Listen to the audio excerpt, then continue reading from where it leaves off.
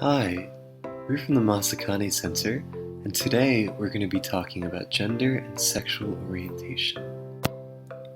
When we think of gender, we might hear terms like transgender, woman, man, or masculine and feminine. When we see gender in our everyday lives, it can be hard to see it from a distance, so let's start with the basics. What is gender and why does it matter? When it comes to gender, we often learn that certain markers or pencils or pens of identity define us into boys and girls. Most people are given genders when they're born. Oftentimes, people born with penises are called boys, and people born with vaginas are called girls. As we grow up, we're taught to define ourselves and each other with our voices, our bodies, the way we dress, feel, and express ourselves. We learn ways to be men or be women. In other words, to fit expectations of the genders we've been given. In our world, gender is often being enforced.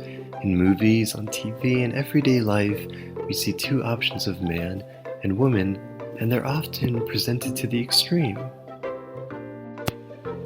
However, at Masakane, we believe that defining people's genders based on their body parts or behavior can be really unhelpful when thinking of all the different lives and bodies that we can have.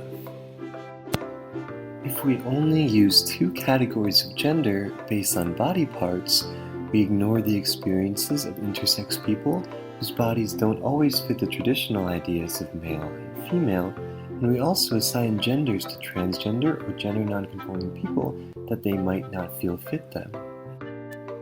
In a society that isn't always supportive, transgender people, especially trans people of color and trans people with disabilities, are often most vulnerable when it comes to harassment, employment discrimination, income inequality, and housing insecurity.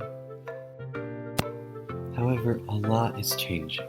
Trans women of color led the Stonewall riots that helped spark the modern LGBTQ rights movement, and there are a number of community organizations around the country working to support the lives and livelihood of trans people and trans youth. It's important to remember that there's no way to look at someone and know their gender.